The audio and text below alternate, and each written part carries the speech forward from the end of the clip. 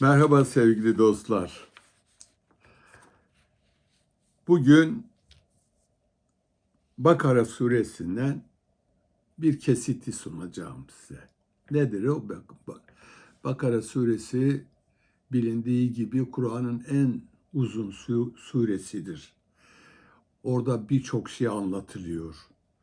Onun için Bakara suresinin tamamını anlatmak bir videonun kapsamını aşar.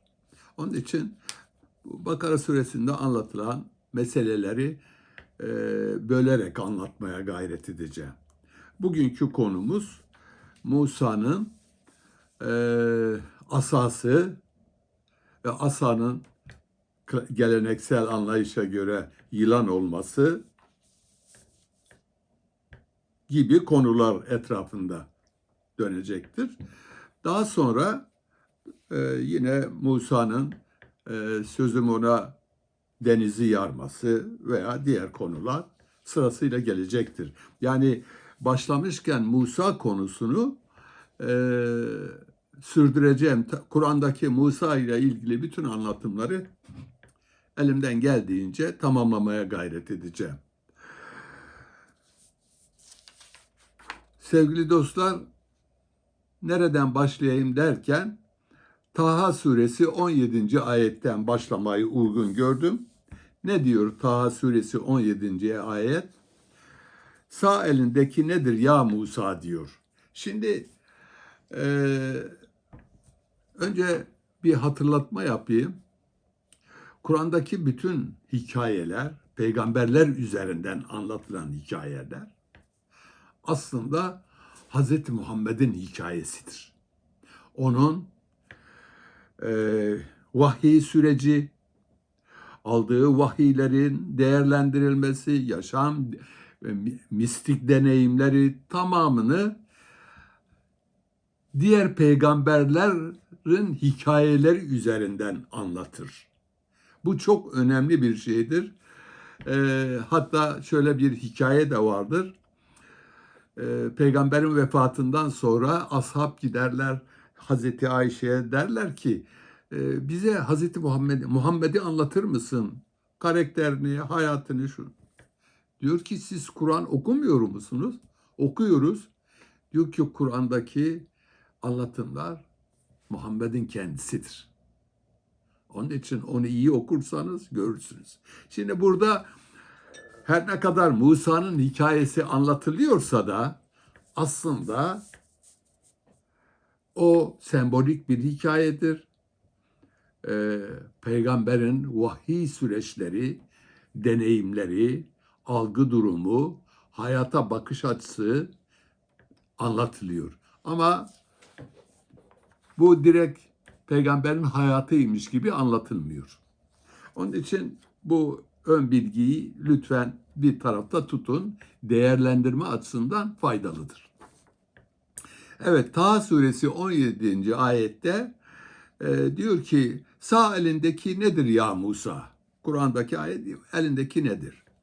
Musa dedi o benim asamdır. Ona dayanırım. Onunla davarlarıma yaprak dökerim. Sirkelerim ve ondan başka çeşitli ihtiyaçlarımı görür. Şimdi burada her şeyden önce Kur'an Musa'nın o meşhur asasının ne işe yaradığını bize anlatıyor. Onun için bir adeta bir sembolik bir dille kutsal ya geleneksel anlayışa göre Musa'nın asası soruyor nedir? Ne işe yarar? Bu işe yarar. Bu ne demektir? Burada acaba ayet o Musa'nın asasını, sopasını mı anlatıyor? Yoksa Musa'nın akıl gücünü mü anlatıyor? Çünkü Musa asasına dayanarak yaşıyor ya. Hatırlayın Süleyman peygamberin de asası vardı. Hani kurtçuk yiyordu. Aslında asa falan değildi. Süleyman'ın iktidarının dayanaklarını temsil ediyordu. Gücünü temsil ediyordu. Buradaki asa da, Musa'nın asası da günlük hayatını nasıl yaşayacağını, ne diyor? Ona dayanırım. Ondan güç alırım. Onunla davarlarıma yaprak silkelerim. Ondan başka ihtiyaçlarımı da giderir. Yani aslında asa değil, Musa'nın akıl gücüdür. Burada ayetin başında bir de diyor ki sağ elindeki sözü önemlidir. Daha gelecek bölümlerde o daha da açıklanacak detaylı. Böyle deyince ey Musa onu bırak dedi. Yani asayı güya asayı dedi bırak dedi. Musa da onu bıraktı. Bir de ne görsün? O bir yılan olmuş koşuyor. Tut onu buyurdu. Korkma biz onu ilk durumuna getireceğiz. Aslında asanın yılan gibi takdim edilmesi Musa'nın o aşamada akli seviyesinin kendi hayatını yönlendiren anlayışının, prensiplerinin, ilkelerinin pek de temiz olmadığını, hileli olduğunu, kendi aklının kendisine düşmanlık yapabileceğini gösteriyor. Yani arızalı bir aklı var. Yani sen diyor ki buna dayanıyorsun ama bu aklın senin problemli, sağlıklı bir akıl yürütme gücüne sahip değilsin. Bundan başka bir de diyor ki 22. ayette bir de diğer bir ayet olmak üzere elini koynuna koy ki yine sağ eldire kusursuz olarak bembeyaz çıksın. Şimdi bir tasavvur edin. Sağ elini nereye bırak diyor? Koynuna. Koynun dediğim yani kalbinin üzerine adeta böyle sağ elini bırak. Bembeyaz çıksın. Bunu da mucize diye söylüyorlar. Aslında elini koynuna koydan kasıt vicdanının bugün bile hala geçerlidir. Sağ elin kalbin üzerine bırakılması bir anlam ifade ediyor. Buradaki nedir? Diyor bembeyaz çıksın. Bembeyaz ne demek? Yani vicdanın gelişmeli, vicdanı algın gelişmeli. Ve bu vicdan senin elini temizlemeli. Hani temiz eller operasyonu da var ya. Bu vicdan senin elini bembeyaz diyor. Elinin temiz olması lazım. Elinin temiz olması kalple ilişkilendiriyor. Yani vicdan, kalp, temiz duygu ile hareket edersen senin ellerin bembeyaz, temiz olur. El beyaz oluyor mu? El beyaz falan olmuyor. Sembolik bir şey anlatıyor yani. Temiz eller operasyonu derken eli temiz, kirli falan değil. Burada da el beyaz falan olmaz. Bu bir mucize falan da değil. Çok güzel bir anlatımdır. Elin temiz mi diye bir deyim de var. Hatta çok konuşulur yani falan kesin eli temiz değil dediği zaman bizim kuşak iyi anlar onu. Eli temiz olmayan ne de hırsızdır. Eli temiz değil. Halbuki elin temizliği, el yıkama falan anlamında değil. Eli temiz değil, hırsızdır demektir. Burada da elin bembeyaz çıkacak. Yani duygu, düşünce ve eylemin tertemiz olması lazım. Bunları niye anlatıyor? Onu da söylüyor. Bunları sana en büyük ayetlerimizi gösterelim diye yaptık. Yani aslında burada bir insanın, Musa'nın algısal gelişim sürecine bir gönderme yapıyor. Bir hazırlık yapıyor.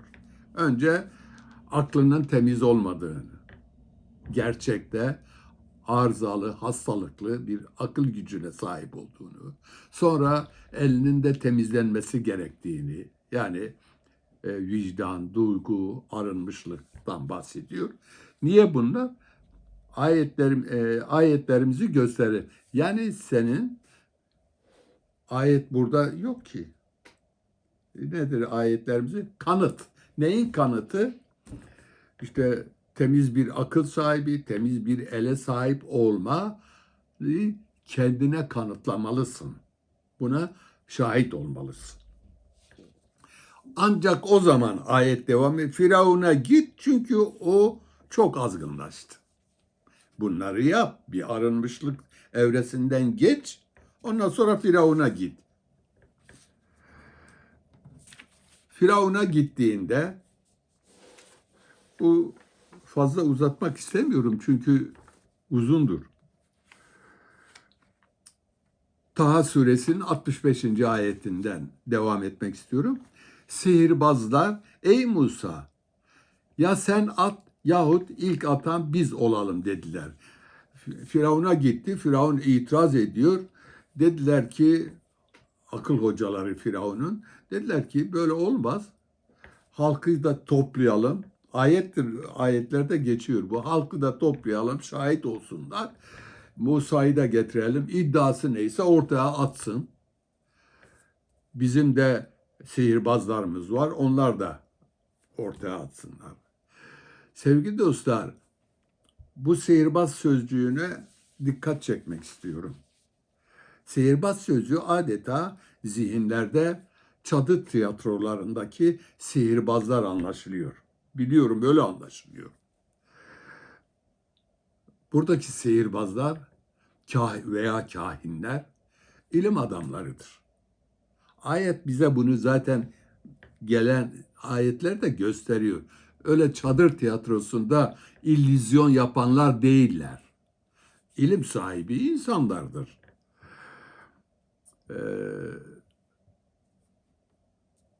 Mısır'a gitmek lazım sevgili dostlar. Ben Mısır'a gittim. Mısır anıtlarını gördüm. Firavun'un bu hizmetindeki adamları sihirbaz gibi algılamak acı bir olaydır. Çünkü onlar sihirbaz değil. O dönemin Mısır'ında Pisagorlar, Oklitler Mısır'da eğitim alan insanlardır. İlmin, hikmetin zirve olduğu o dönemin zirvesi Mısır'dı.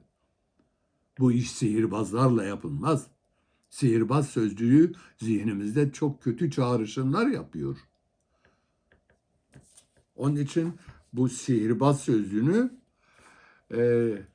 teshir eden anlamında da, yani etkileyici bilgiye sahip insanlar. Sihirler, teshir aynı kökten gelir. Teshir etmek, yani etkileyici bir güce sahip olmak. Bu güç ilim gücü olabilir, hikmet gücü olabilir. Firavun da o adamlarını, Musa diyor ki bir Allah'a, Tanrı'ya bizi davet ediyor. Bu kimdir bu Tanrı diyor. Bir karşılaştırın, bir konuşun. Şimdi buradaki söze dikkat edin. Musa, ey Musa, ben yine de sihirbaz sözcüğünü kullanayım. Maalesef öyle, bütün tercümelerde öyle geçiyor. Ey Musa, ya sen at yahut ilk atan biz olalım dediler. Neyi atıyorsunuz? Tabii buradaki at, ileride ayetlerde göreceğiz. İşte sihirbazlar ellerindeki şeyleri, ipleri ve değnekleri. Güzel de onlar onu atacaklar da Musa'nın şeyi atacağını biliyorlar mı? Asasını. Yok. O zaman buradaki at sözünden kasıt, sen mi konuşacaksın, sen mi iddialarını ortaya koyacaksın, biz mi? Çünkü bir şey konuşuluyor. Çadır tiyatrosu değil burası. Bir gösteri tiyatro alanı değil. Bir tartışma, hikmet üzerine.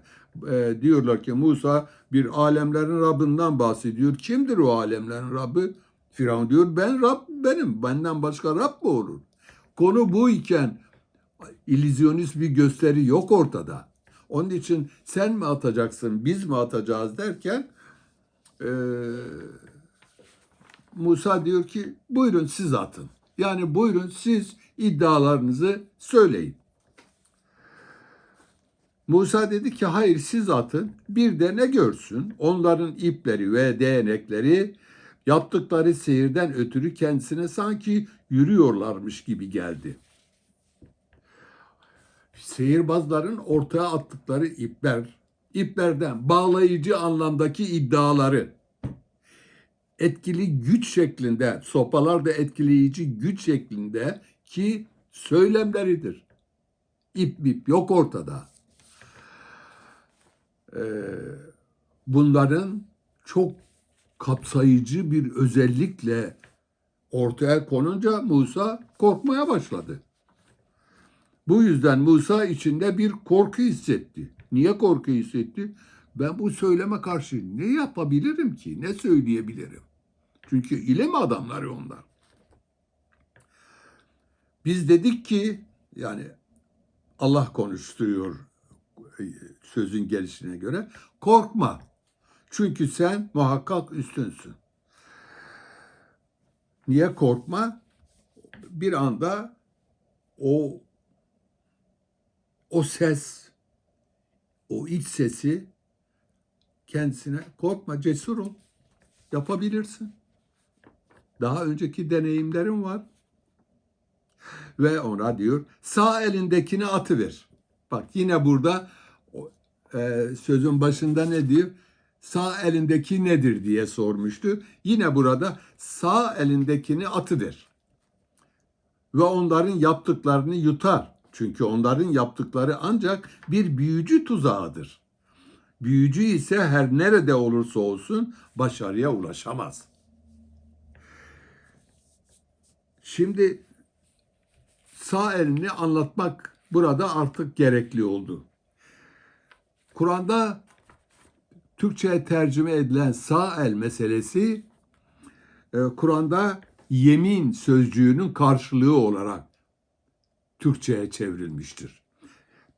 Kur'an'da sağ el anlamında hani kıyamet gününde de kitabımız sağ elimizden verilir diyor ya.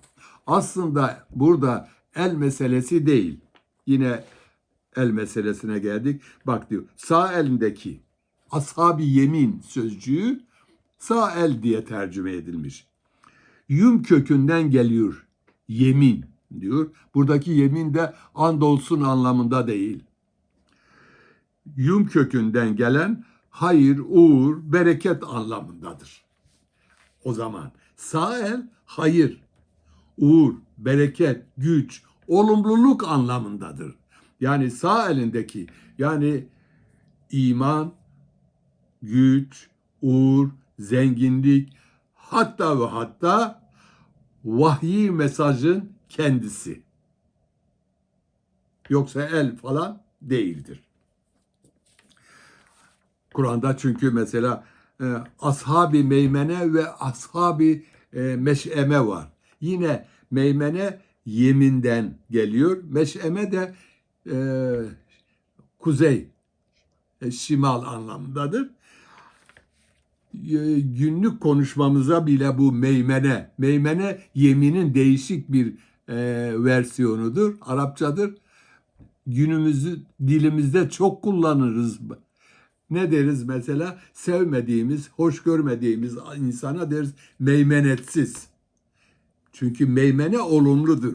İyilik, güzellik, uğur, bereketi. Meymenetsiz deriz. Evet, demek ki buradaki sağ el bir anlayış, bir duruşu temsil ediyor. El değil. Bunu iyi anlamak lazım. Onun için de sağ elini göğsüne koyduğu zaman beyaz çıkması işte burada anlam kazanıyor. El değil yine de. Evet. Diyor korkma sen elindekini bırak. Elindekini bırak. ta başa yine dönüyoruz. Elindeki neydi? Asaydı. Asa mıydı? Hayır. Sen bunlara günlük deneyimlerin gördüklerinin üzerinden, yani arızalı aklınla bunlara cevap veremezsin. Onu at. Asayı at. Onu bırak bir tarafa. Ya neye göre? Benim sana söylediğime göre konuş.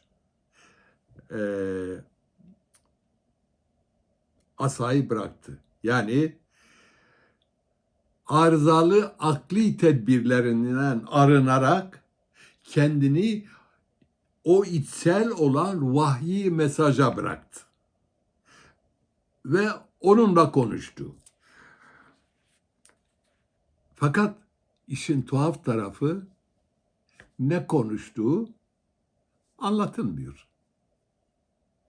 Aslında onları yalayıp yutan, onların iddialarını yalayıp yutan ne demek? Onların ortaya attıkları bütün tezleri çürüttü. Ne yazık ki mesela onların ortaya attıkları tezle, sihirbazların Musa'nın asasını bırakarak ortaya çıkan söylem Kur'an'da yok. Ancak Musa'nın tevhidi ilkeye göre konuştuğu varsayılıyor. O tevhid bilgisiyle sihirbazların ortaya attıkları biraz da putperestçe görüşlerin yok etti. Kur'an'a göre öyle. Bunun üzerine bütün sihirbazlar secdeye kapandılar. Musa ve Harun'un Rabbine iman ettik dediler. Şimdi bu söze dikkat etmek lazım. Bu adamlar sihirbaz değildi. Sonuçta Musa ve Harun'un Rabbine, demek ki bir Rab anlayışı tartışılıyor. Firavun diyor ben en âlâ Rabbinizim. Musa da diyor ki hayır, benim Rabbim alemlerin Rabbidir. Firavun soruyor kimdir o, nedir? Diyor yer gök ve arasındakilerin Rabbidir. Bu söylemlerdir. Konuşmalar bunlardır. Asanın falan bırakılması da. Onlar da sihirbaz olmadığı buradan çıkıyor. Mesajı alıyorlar, anlıyorlar. Hayır diyorlar Firavun'a. Biz Musa ile Harun'un bahsettiği Rabb'a inanıyoruz artık. Bunun üzerine çok kızıyor. Firavun diyor hepinizi öldürürüm. Ne diyor Firavun? Ben size izin vermeden mi ona iman ettiniz? Bakın sihirbazlık, illüzyon yok. O muhakkak size sihir öğreten büyüğünüzdür. Andolsun ki ellerinizi ve ayaklarınızı çaprazlama keseceğim ve muhakkak sizi hurma dallarına asacağım. Böylece hangimizin azabının daha şiddetli ve devamlı olduğunu göreceksiniz, dediler. Onlar da cevap olarak şunu söylüyor, sihirbazlar güya. Bize gelen bu açık mucizeler, aslında Kur'an'da mucize falan demiyor. Bu açık ayetler, bu açık anlatımlar, bu açık anlaşılabilir sözler ve bizi yaratana karşı asla seni tercih et. Bunları anladık biz diyor. Çok anlaşılabilir Musa bir şeyler söylüyorlar. Bundan dolayı ve bizi yaratana karşı asla seni tercih edemeyiz. Ne hüküm vereceksen ver. Sen ancak bu dünya hayatına hükmedebilirsin. Bir şey daha hatırlatayım burada arkadaşlar. Kur'an'da Rabbi Musa ve Harun diye geçer. Yani Musa ve Harun'un Rabbine inandık.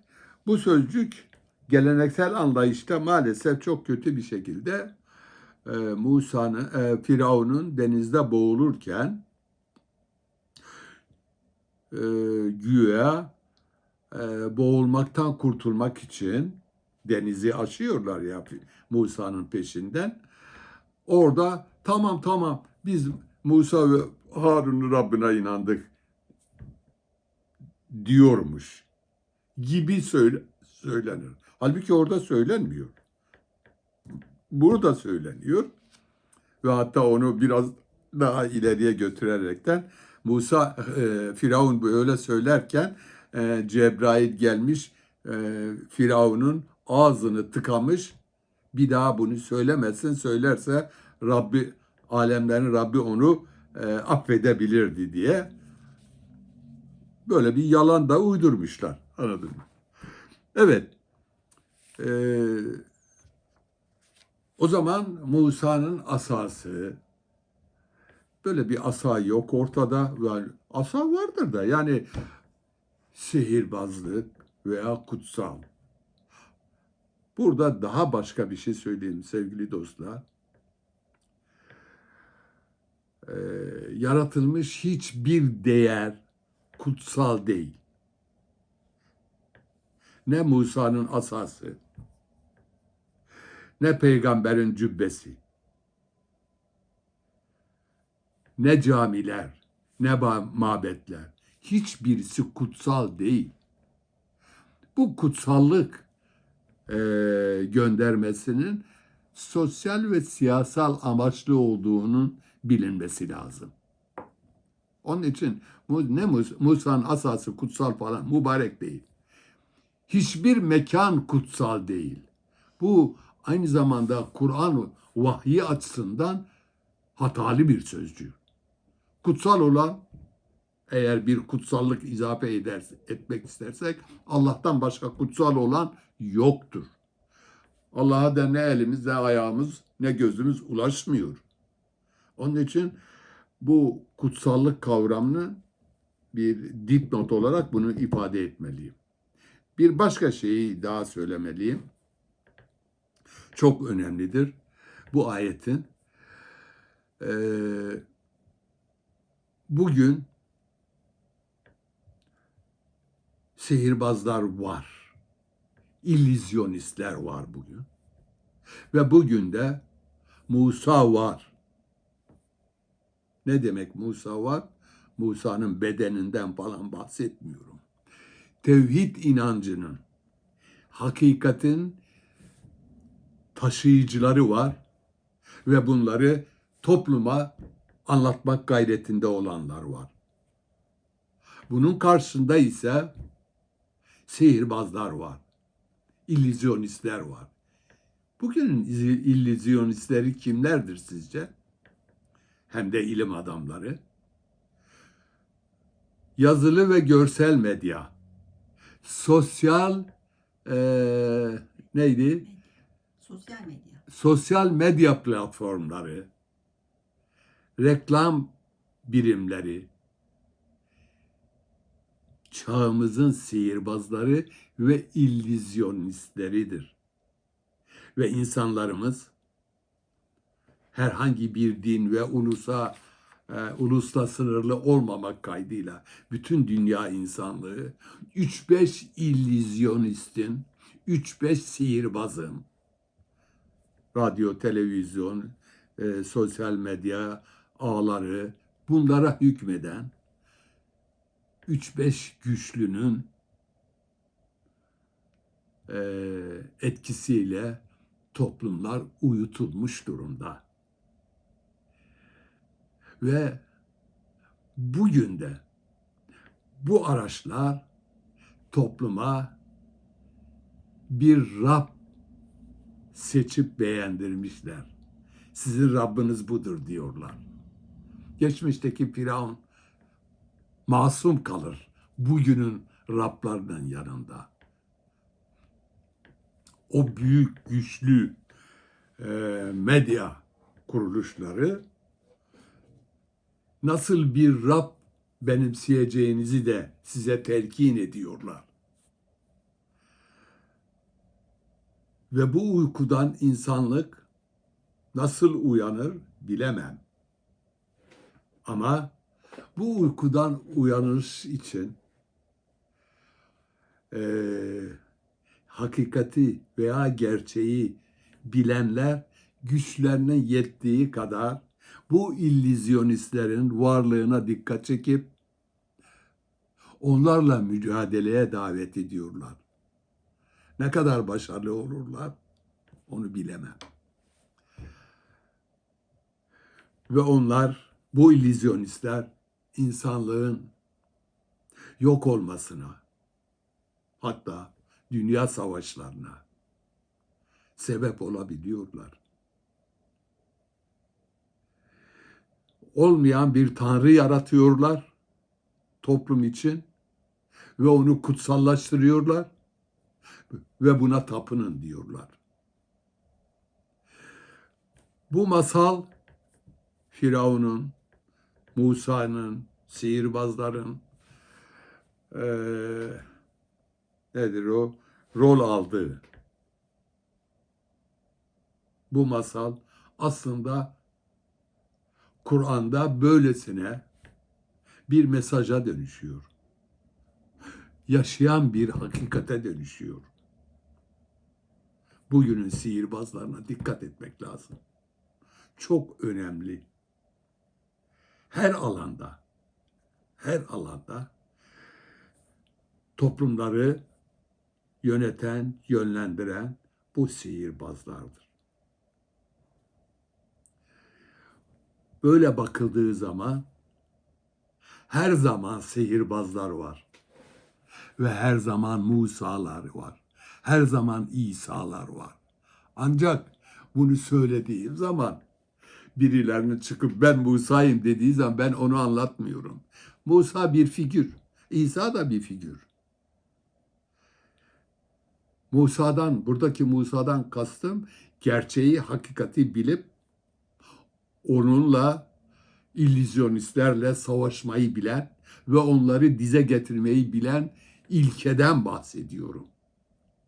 Hakikatin ilkesinden. Onun için insanlık her zaman hakikati savunanlarla ona karşı mücadele edenlerin çarpışmasından ibarettir.